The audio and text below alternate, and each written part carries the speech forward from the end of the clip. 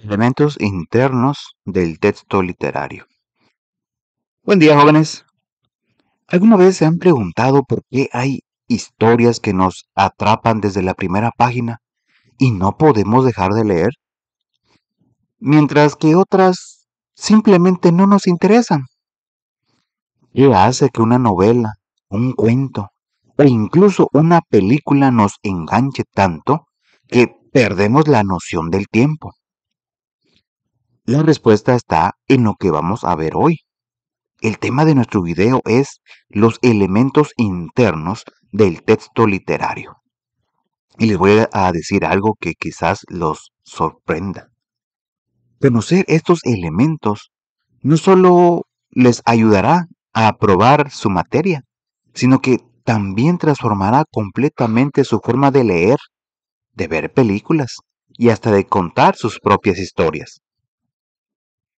Porque toda narración, desde un mensaje de WhatsApp hasta una novela de 500 páginas, utiliza estos mismos elementos. Vamos a comenzar con lo más fundamental. Imaginen que su mejor amigo les pregunta, ¿de qué trata esa serie que estás viendo? Seguramente no le van a contar todo el capítulo uno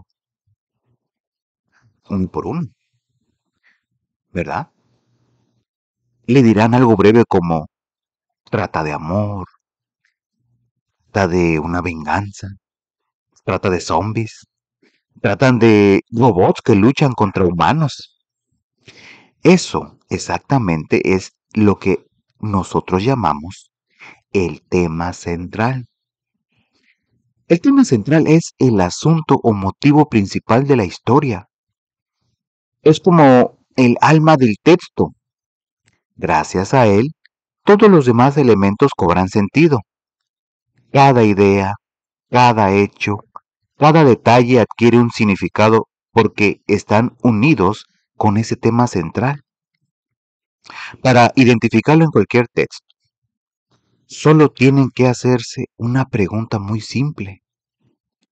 ¿De qué trata este texto? Noten eso, jóvenes. El tema puede ser una sola palabra o una frase corta.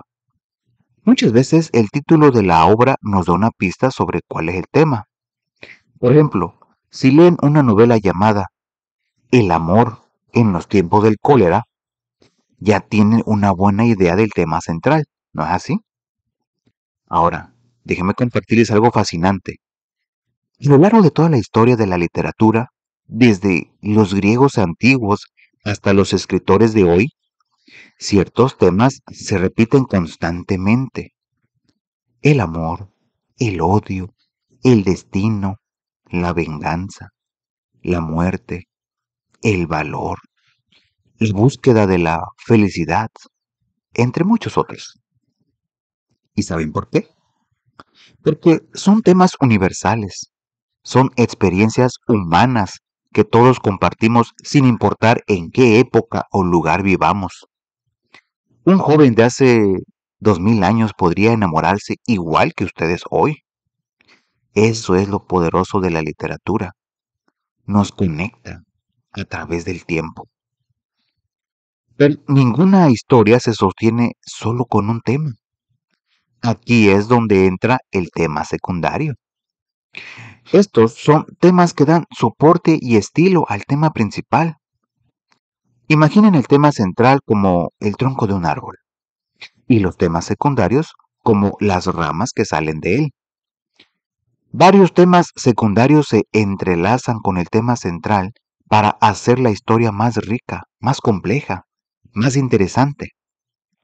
Por ejemplo, una novela puede tener como tema central la venganza, pero sus temas secundarios pueden ser la lealtad, la traición o la justicia. Todos estos temas se van tejiendo juntos para crear una historia completa. Ahora bien, una cosa es el tema y otra muy distinta es la idea central o principal. Presten mucha atención a esta diferencia porque es importante. Si el tema es de qué es lo que trata historia así en términos generales, la idea central es el mensaje completo que el autor quiere transmitir. La idea central resume todo el texto en una sola frase y nos permite comprenderlo profundamente. Voy a darles un ejemplo claro. El tema puede ser el amor, pero la idea central podría ser: el amor verdadero requiere sacrificio y comprensión mutua. ¿Ven la diferencia? El tema es el concepto general. La idea es el mensaje específico. Y aquí viene algo que ustedes deben de recordar para sus futuros análisis literarios. La idea central puede ser explícita o implícita. ¿Qué significa esto? Bien, que puede estar escrita directamente en la obra, o bien puede estar oculta, y ustedes como lectores tendrán que descubrirla interpretando el texto. Es como cuando alguien no les dice con palabras que está molesto, pero ustedes lo notan por su actitud. A veces hay que leer entre líneas. Finalmente, así como existen temas secundarios, también hay ideas secundarias.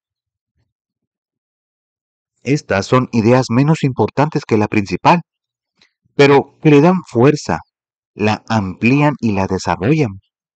Son como los pilares que sostienen una idea más grande. Ahora vamos a hablar de algo que está presente en toda historia, pero que muchas veces no notamos: la trama. ¿Qué es la trama? Es el conjunto de elementos narrativos conectados entre sí, es decir, es la forma en cómo se entrelazan todos los componentes que aparecen en el texto narrativo. Piensen en la trama como si fuera el esqueleto de un cuerpo humano. No lo vemos, pero es lo que mantiene todo en su lugar. Sin esqueleto, el cuerpo se desmoronaría. Sin trama, la historia no tendría estructura. La trama es lo que hace que una historia avance de cierta manera. Es la que decide si comenzamos por el principio o por el final, si contamos todo en orden cronológico o si hacemos saltos en el tiempo. ¿Alguna vez han visto películas como Memento o series como Dark que juegan con el tiempo y el orden de los acontecimientos? Eso es manipular la trama para crear efectos específicos en el espectador. Confusión, suspenso, sorpresa. Una buena trama es la diferencia entre una historia aburrida que abandonamos a la mitad y una que nos mantiene despiertos hasta las 3 de la madrugada, porque necesitamos saber qué es lo que va a pasar. Llegamos ahora a uno de los elementos más importantes y permítame decirles más interesantes del texto literario: el narrador. El narrador es la voz que relata los acontecimientos, es quien nos cuenta la historia. Pero aquí viene lo fascinante: no todos los narradores son iguales. Imaginen esta situación. Hay un accidente en la calle. Si le preguntan a la persona que chocó qué pasó, les contaría una versión. Si le preguntan al otro conductor, les contará otra. Si le preguntan a un peatón que estaba viendo, les dará una tercera versión. Y si hubiera una cámara de seguridad grabando todo, tendríamos una cuarta versión completamente objetiva. ¿Entienden? La perspectiva desde donde se cuenta cambia completamente la historia. En literatura pasa exactamente lo mismo. Por eso tienen diferentes tipos de narradores y cada uno tiene su forma de contar. Voy a explicarles 7 tipos principales. Anoten si es necesario, jóvenes. Primero, el narrador protagonista. Este es el personaje principal. cuenta su propia historia. Usa la primera persona, yo, me, mi. Es como cuando ustedes cuentan algo que les pasó. Un ejemplo perfecto del cuento El gato negro de Edgar Allan Poe. El personaje dice, me casé muy joven y tuve la fortuna de encontrar en mi esposa una naturaleza muy afín a la mía. ¿Notan cómo está hablando de sí mismo? Esa es la característica principal de este tipo de narrador. Segundo, el narrador omnisciente. Esta palabra viene del latín omni, que significa todo, y siente, que significa saber. Entonces, jóvenes, el narrador omnisciente es aquel que lo sabe todo. Imaginen que este narrador es como Dios en la historia. Conoce el pasado, el presente y el futuro de todos los personajes. Sabe lo que piensan, lo que sienten, lo que desean, incluso lo que ellos mismos no saben de sí mismos. Es el narrador más poderoso que existe. Tercero, el narrador testigo. Piensen en un testigo en un juicio. Esta persona estuvo presente cuando ocurrieron los hechos, pero no participó en ellos, solo los vio. Así funciona este narrador. Cuenta la historia desde adentro porque ha presenciado lo ocurrido, pero no participa en las acciones. El ejemplo de La colmena de Camilo José Cela está en su guía, donde el narrador describe a dos hombres conversando en un café. El narrador estaba ahí, los vio, pero no habló con ellos. Cuarto, el narrador observador. Es muy similar al testigo, pero cuenta todo en tercera persona y solo describe aquello que observa desde afuera, sin participar en los hechos. Es como si hubiera una cámara filmando todo y simplemente nos mostrara lo que capta la lente. Quinto, el narrador equisciente. Esta palabra viene del latín. Equi significa igual y esciente significa saber. Este narrador tiene un conocimiento igual al de un personaje, es decir, conoce los pensamientos de un único personaje, no de todos. Es como si pudiéramos meternos en la mente de una sola persona, mientras que todos los demás permanecen como un misterio para nosotros. Julio Cortázar usa este tipo de narrador en Continuidad de los parques. En su guía hay un fragmento donde podemos ver los pensamientos del personaje principal. El sexto, el narrador múltiple. ¿Han visto la película de Rashomon? ¿O alguna historia donde diferentes personas cuentan su versión de los hechos? Así funciona este narrador. Combina diferentes narradores a lo largo del texto. Cuenta la historia, pero desde diferentes perspectivas. Es una técnica muy rica porque nos permite ver cómo un mismo acontecimiento puede ser interpretado de formas completamente distintas, según quien lo cuente. El séptimo, el narrador enciclopédico. Como su nombre lo indica, narra como si estuviera escribiendo una enciclopedia. Describe un hecho o personaje de manera imparcial y objetiva, sin emociones, sin opiniones personales, solo con datos y descripciones neutrales.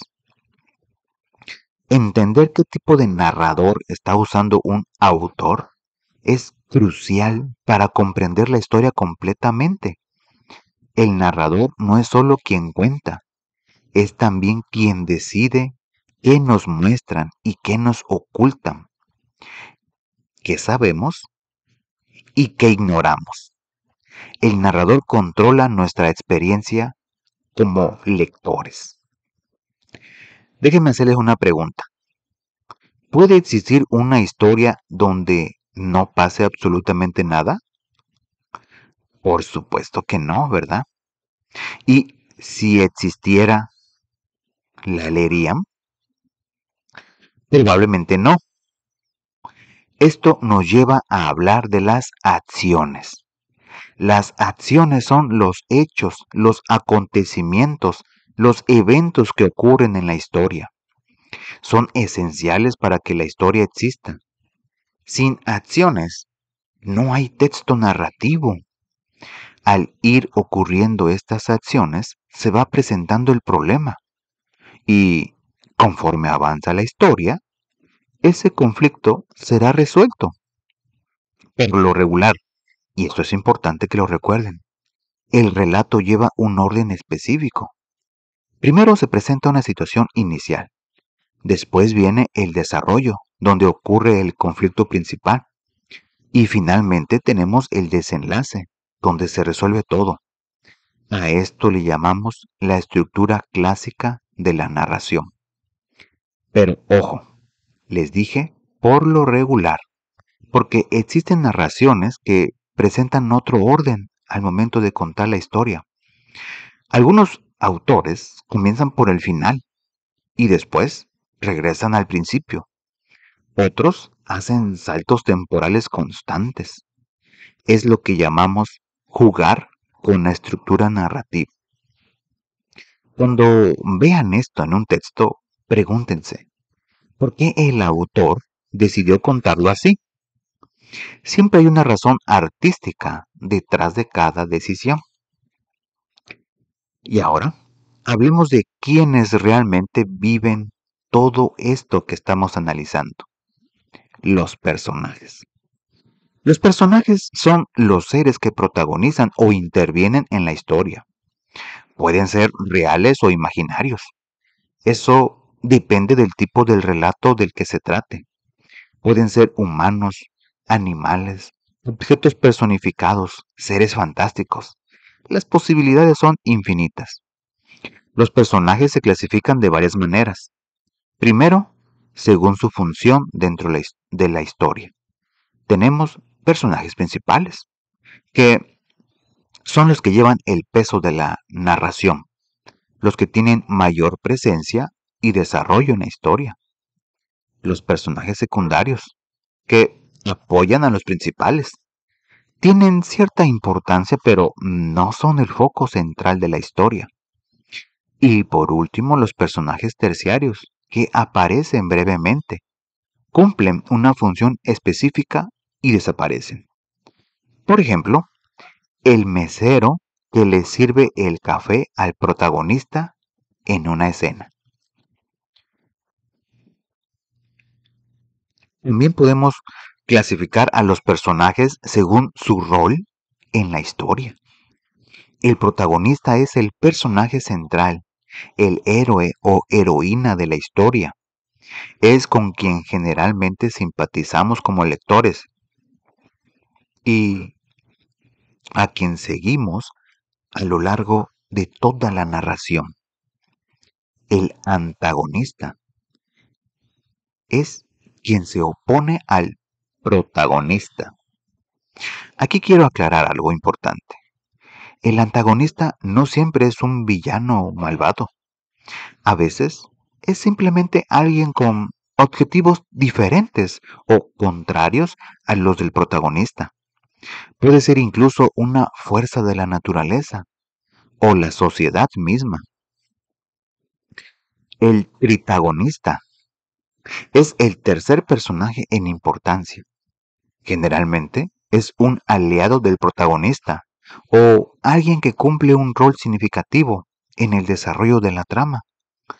Los buenos personajes son aquellos que nos parecen reales, que tienen profundidad, que tienen motivaciones claras para hacer lo que hacen. Cuando lean una historia y puedan entender por qué un personaje actúa de cierta manera, incluso si no están de acuerdo con sus acciones, Eso significa que el autor hizo bien su trabajo. Finalmente, vamos a hablar de dos elementos que ubican la historia en un contexto específico: el espacio y el tiempo. El espacio es el lugar donde se sitúan los acontecimientos y donde los personajes se desenvuelven. Puede ser un lugar real como la Ciudad de México o un lugar imaginario como Hogwarts. Puede ser un solo lugar o varios. Puede ser cerrado como una casa o abierto como un desierto. La descripción del espacio es fundamental porque nos permite visualizar la historia, nos ayuda a sumergirnos en ella. No es lo mismo una historia que ocurre en un bosque oscuro y húmedo que una que sucede en una playa soleada. El espacio influye en el ambiente, en el tono de la historia y hasta en las acciones de los personajes. El tiempo, por su parte, es el lapso en que ocurren los acontecimientos, es la totalidad de duración de la narración. Una historia puede desarrollarse en unas horas, en días, en años o incluso en siglos. Además, hay que distinguir entre el tiempo real que dura la historia dentro del texto y el tiempo que tardamos nosotros en leerla. Una novela puede contar acontecimientos que ocurren en 20 años, pero nosotros la leemos en una semana. Esa es la magia de la literatura. Puede comprimir o expandir el tiempo según necesite. El manejo del tiempo también incluye decidir si la historia se cuenta en orden cronológico, si hay flashbacks, que son recuerdos del pasado, o flash forwards, que son anticipaciones del futuro. Todo esto afecta cómo percibimos y experimentamos la narración. Antes de terminar, quiero compartirles información sobre uno de los grandes maestros de la literatura en español, Mario Vargas Llosa. Este escritor peruano ha ganado los premios más importantes que existen en literatura: el Premio Nobel de Literatura, el Premio Príncipe de Asturias a las Letras y el Premio Nacional de Novela de Perú. Vargas Llosa es un ferviente defensor de las ideas liberales y uno de los novelistas y ensayistas más importantes de la actualidad. ¿Por qué les hablo de él? Porque en sus obras pueden ver todos estos elementos que hemos visto hoy funcionando de manera magistral. Entre su repertorio destacan especialmente La ciudad y los perros, de 1963, La tía Julia y el escribidor, de 1977, La fiesta del chivo, del año 2000, y Travesuras de la niña mala, de 2006. Si quieren ver en la práctica todo lo que vimos hoy, lean alguna de esas obras. Son desafiantes, sí, jóvenes, pero les garantizo que son experiencias literarias que vale la pena vivir.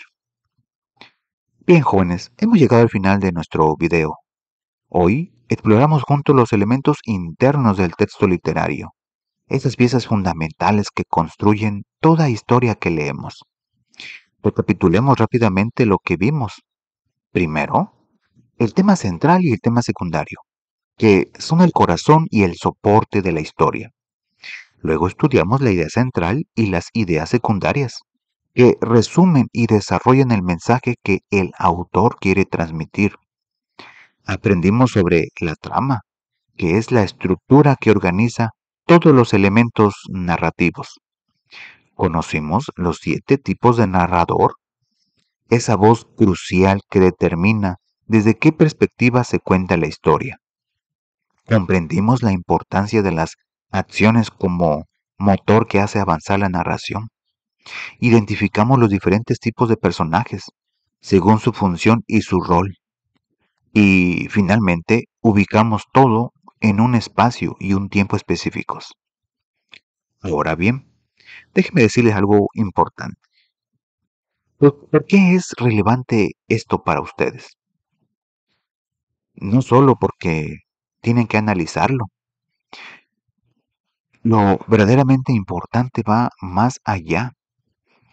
Cuando comprenden cómo funciona una historia por dentro, se convierten en lectores más inteligentes, más críticos, más conscientes. Ya no consumen las historias de forma pasiva, sino que las entienden profundamente. Pueden apreciar el trabajo que hay detrás de cada novela, de cada cuento, de cada película. Pueden identificar por qué una historia les gusta y otra no. Y créanme, esto les va a servir no solo en literatura, sino también en su vida diaria. Cuando lean noticias, cuando vean películas, cuando alguien les cuente algo. Además, si alguno de ustedes tiene inquietudes creativas, si les gusta escribir o contar historias, ahora ya tienen las herramientas para poder hacerlo mejor. Saben qué elementos necesitan, cómo organizarlos, desde qué perspectiva contarlos. La literatura no es solo para aprobar la materia. La literatura es una forma de entender el mundo, de experimentar vidas que no son las nuestras, de viajar en el tiempo y el espacio sin movernos de nuestros asientos. Y ahora, jóvenes, ustedes tienen las llaves para abrir esas puertas con mayor comprensión. Mi invitación es esta. La próxima vez que lean un cuento, una novela, o incluso que vean una película o una serie, hagan el ejercicio de identificar estos elementos. Pregúntense, ¿quién es el narrador? ¿Qué tipo de narrador es? ¿Cuál es el tema central? ¿Cómo está construida la trama? ¿Qué función tienen los personajes? Les aseguro, jóvenes, que su forma de disfrutar las historias cambiará para siempre. Se volverá más rica, más profunda, más significativa. Recuerden, leer es mucho más que pasar los ojos por las palabras. Leer es comprender, es analizar, es disfrutar con conciencia. Y ustedes, jóvenes, ahora conocen las herramientas para poder hacerlo.